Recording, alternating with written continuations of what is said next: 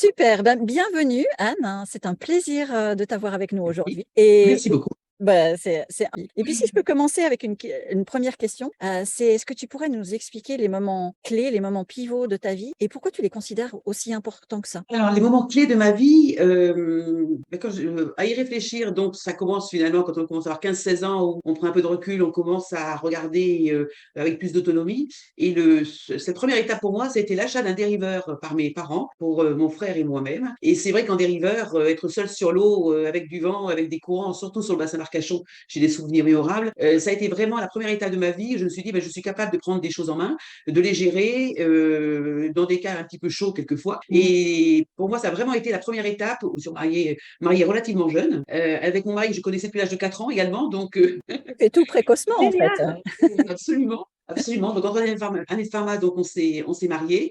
Là aussi, donc, on commençait à construire la vie. On était étudiants, donc tous les deux, donc il fallait travailler, bien évidemment. Mais ça a été une étape, là encore, où on a construit quelque chose que l'on a continué. Et puis, le premier job, évidemment, ça, on a une totale autonomie. On a quelqu'un qui vous fait confiance. Vous êtes prêt à enjamber des cathédrales. C'est extraordinaire.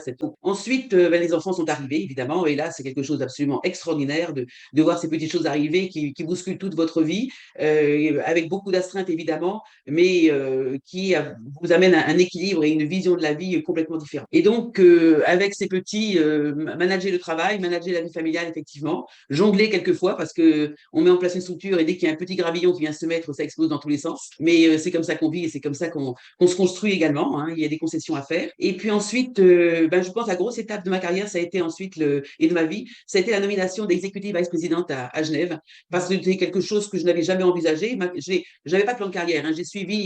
J'ai ouvert les portes qu'on m'avait entrouvertes. Et donc, la confiance qu'on m'a octroyée, je m'en pensais absolument pas capable, m'a fait ouvrir les yeux en me disant, ouais, finalement, je suis capable. Et m'a donné donc un pouvoir de faire qui a été extraordinaire. Vraiment, cette nomination et les gens qui étaient autour de moi, et toi également, Dominique, évidemment, c'est une période de vie absolument fantastique où on a les rênes en main, on avance, c'est dur, on construit, on visionne, on tente, il y a des échecs, mais c'est une énergie extraordinaire. Mmh. Ensuite, autre étape, eh bien, on approche de la retraite, bien évidemment, donc on a plus d'expérience, un site fantastique. Et puis enfin, ben, l'arrivée des petits-enfants, parce que l'arrivée des petits-enfants, ça c'est la continuité, c'est une merveille, c'est quelque chose dont on profite pleinement parce qu'on n'a pas forcément toute la responsabilité comme on l'avait avec les petits.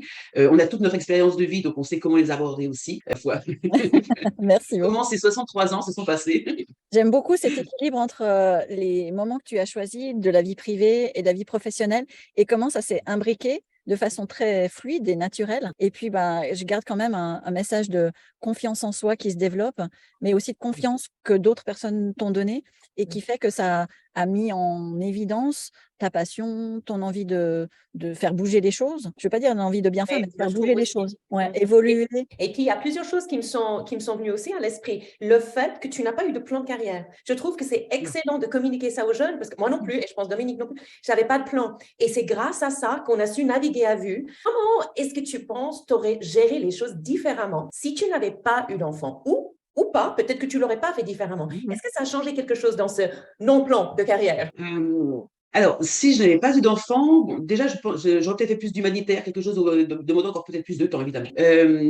Si j'avais fait cette carrière sans enfant, je crois que j'aurais moins bien fait. Parce que le fait d'avoir des enfants oblige à un équilibre de vie, une hygiène de travail qui fait que lorsqu'on est avec les enfants, on est avec les enfants. Et quand on quitte le travail, on va avec les enfants, donc on ne pense plus au travail. Et quand on est au travail, on a quitté les enfants et on est dans son travail. Et ça apporte un équilibre de vie et une hygiène de vie avec la nécessité finalement d'optimiser au mieux Mmh. tous les instants. Mhm. Avec les enfants, on se doit d'être un modèle également, donc de loyauté, d'honnêteté, de dynamisme, d'énergie, de passion. Et tout ça, finalement, ça fait un mix qui est un parfait équilibre. Donc, je pense que sans enfants, le fait d'avoir des enfants m'a permis de pondérer, parce que je suis un petit peu passionnée, donc c'est vrai que le travail, j'aurais pu rester beaucoup plus longtemps, et je ne Mhm. suis pas sûre qu'en restant plus longtemps au travail, on est meilleur. Mmh. Bien Ça loin. t'a poussé. Et tu sais, ça me fait penser à tu l'as peut-être lu, l'athlète d'entreprise. Donc, l'idée de l'athlète d'entreprise, c'est comme Roger Federer. Il n'est pas le meilleur tennisman parce qu'il fait que du tennis. Il est meilleur tennisman parce qu'il fait du tennis, il fait du judo, il fait de la méditation, du yoga, et ça le rend le meilleur. Et c'est pareil, en tant que maman, on est mieux parce qu'on a l'équilibre, et en tant que professionnel, on est mieux parce qu'on a l'équilibre. C'est très, très bien exprimé. Très, très bien exprimé. J'aime Et beaucoup. puis à la perception de l'autre, je pense, avec les enfants. Vous avez Je Oui. pense il y a une ouverture vers l'autre, une perception. Si vous avez quelqu'un qui arrive le matin, qui a une mine confite et qui a des petits-enfants, ben on sait très bien que la nuit s'est mal passée et c'est pas aujourd'hui qu'il va falloir lui demander quelque chose avec une urgence ou une intensité de concentration. Donc, je pense que ça permet, je pense que la réception de l'autre est différente également. Et qu'on le veuille ou non, on sert quand même d'exemple à nos enfants Absolument. ou à nos petits-enfants. Absolument. On inspire. Absolument. On voulait savoir aussi, parce qu'on l'a noté pour nous-mêmes et on voulait avoir ton point de vue, quels sont, à ton avis, les avantages d'avoir plus de 50 ans pour une femme, que ce soit au travail ou en dehors du travail?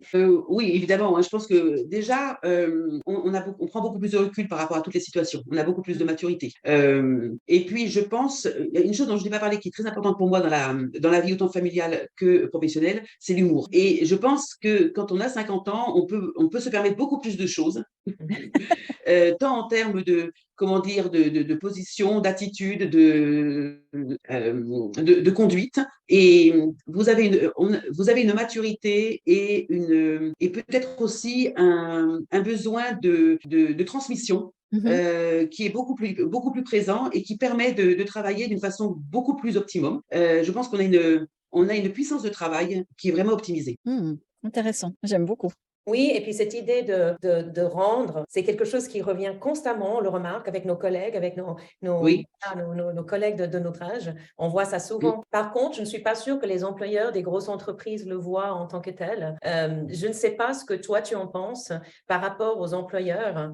Est-ce que tu penses qu'il y a quelque chose que les employeurs pourraient faire différemment pour rendre la vie plus, je ne vais pas dire plus facile forcément, mais plus adéquate, plus mieux pour les Mmh. femmes, les mères notamment plus âgées? Parce qu'il y a aussi cette situation sandwichée souvent entre Absolument. les parents, les enfants, enfin voilà, ça peut être très… Ça peut être… Oui, mais à la limite, bon, je pense que les mères plus âgées, c'est un phénomène dans le temps Mmh. qui évolue. Donc, à la limite, pour ma part, je n'accorderai pas plus d'importance à une mère de 50 ans qu'à une mère de 30 ans. Il y a une situation qui est gérée plus ou moins facilement selon l'âge, effectivement, mais je pense que la position est la même et comment dire, j'octroierai la même vision de la personne, qu'elle ait 50 ans, 60 ans ou qu'elle soit jeune. Elle a des enfants, c'est difficile, ça apporte un équilibre. Je pense qu'il ne faut pas trop juger par rapport à l'âge. En revanche, je pense que pour l'employeur, quel que soit l'âge, on jongle avec le temps, c'est évident. On a peu de temps et moins on a de temps, moins on s'octroie de temps. Et je pense que ce que j'ai connu à la SGS, justement, pour citer la SGS et ce qu'on a fait avec Dominique, il y avait ces cours de yoga, des cours soit de vraiment sportifs ou plus orientés méditation, spiritualité. Et je pense que pouvoir permettre à une personne entre midi et deux, parce que le soir elle ne le fera pas, ou pas forcément, on aura moins le courage, entre guillemets, de le faire ou l'énergie. Mais pouvoir proposer à quelqu'un de pratiquer différents sports, pouvoir se trouver, tous les sports ne conviennent pas à tout le monde.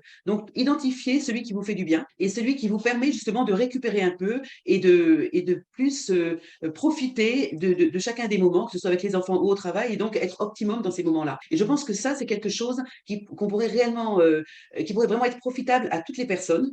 Euh, à la limite, c'est presque un devoir de la part de l'employeur de donner un nouvel outil qui permette justement de mieux performer. Le mot Mmh. performance, il existe, il faut l'employer, de mieux performer et d'être également mieux dans sa peau pour le quotidien. Oh, elle Après, prêche ma parole, hein, Dominique, Bah elle oui, prêche c'est ma clair. parole. Et de prévenir les maladies auxquelles nous sommes confrontés aujourd'hui dans l'entreprise, Absolument. que ce soit le burn-out, le stress, etc. Et toute la maladie les maladies qui en découlent, on le fait en prévention. Et d'ailleurs, on a beaucoup parlé avec Dominique, en prévenant aussi ces départs. On attire du monde, les jeunes l'exigent aujourd'hui. En tout cas, c'est un très, très bon conseil. Et de laisser la place, justement, que l'entreprise laisse la place, le temps, à justement Et facilite. justement d'un rééquilibrage pendant la journée, pendant la semaine, pour pas être toujours, comme tu le disais avant, dans la performance, mais la performance qui est toujours je vais pas dire en apnée, mais qui est toujours en continu. C'est qu'il y a des moments pour souffler, il y a des moments pour performer, et on performe mieux quand on a un meilleur équilibre, ça c'est clair. Et prendre conscience de sa personne, de son attitude.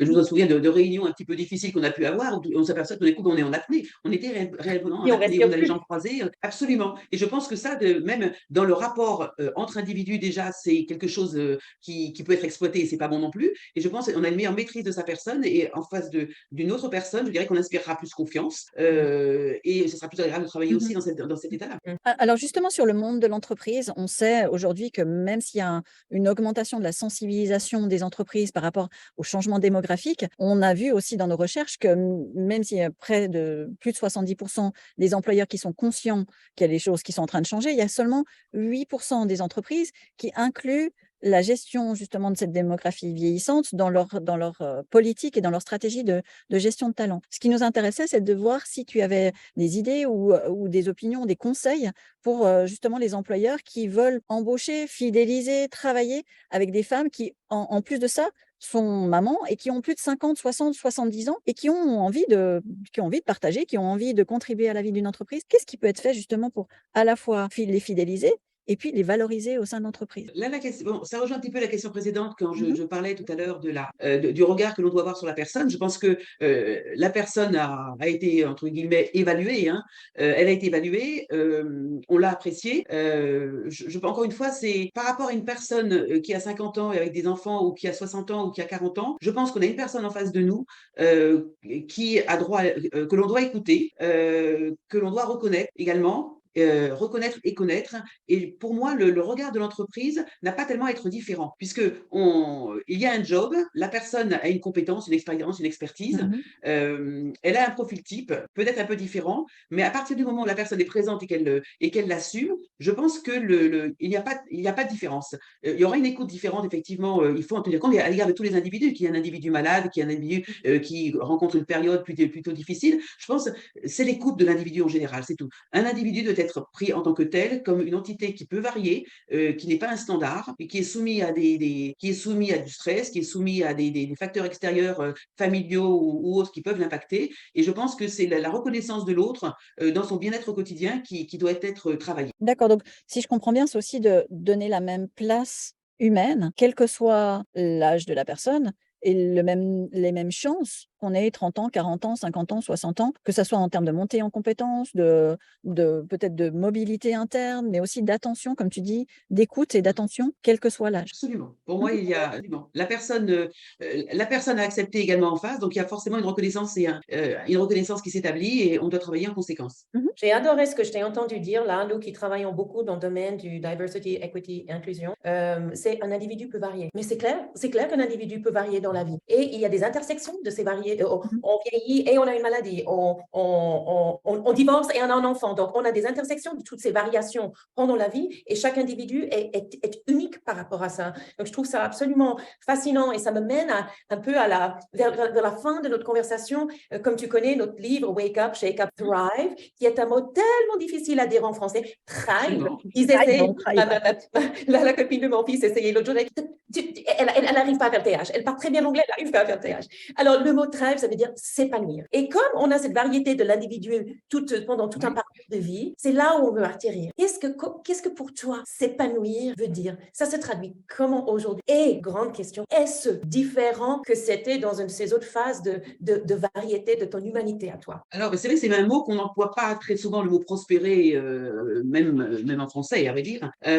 Pour moi, alors, par rapport au mot, c'est avancer le mieux possible dans la vie. Et puis après, c'est évident que selon les âges, on va avancer différemment. On n'aura pas la même énergie, on n'aura pas la même expérience, on n'aura pas la même connaissance, pas forcément les mêmes envies. Donc, je pense que prospérer quand on sort de la fac, on est prêt à enjamber des cathédrales, on a toute la vie devant nous, on est plein d'idées, des leurs parfois aussi, hein. Mmh.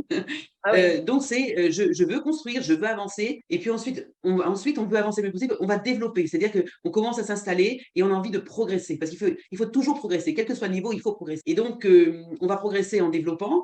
Après, on va progresser, par rapport à ce que l'on souhaite, entre guillemets, son idéal. On a tous un idéal. Donc ça va être peut-être dans une période plus calme, une période plus sereine, où on va pas forcément construire à tout prix, mais au contraire chercher le moment, agréable dans tous les instants finalement. Je repensais ce matin en allant au club de sport justement, on était les cerisiers, il y avait un merle qui chantait, je me dis: «Tiens, là j'entends le merle». Je suis sûre qu'il y a 5-6 ans, j'aurais marché Tu aurais zappé très le maire. rapidement, Ah, la j'aurais tête jamais dans le entendu guidon. ce Oui, merle voilà. chanter et je me suis dit, ben, là, voilà, ça, c'est prospéré parce qu'avant, je ne le faisais pas et ça a apporté du bien. Mmh. Alors, pour quelqu'un de très jeune, on va dire, elle commence un peu à radoter peut-être, mais je me suis dit, c'est quand même, j'ai écouté, j'ai entendu et je ne l'aurais pas fait avant, donc ça veut dire que je change, mais il faut continuer à progresser. C'est J'adore. magnifique, c'est Ouais. magnifique. Donc, il y a une plus grande conscience aussi, on va dire, une plus grande conscience de ce qui nous entoure et de ce qui nous arrive. Absolument, absolument. Merci infiniment du partage. Je pense que ça va beaucoup inspirer ceux qui vont écouiter. Non, j'en ai l'air tout Merci beaucoup, Et ben, Anne. Au revoir. merci beaucoup.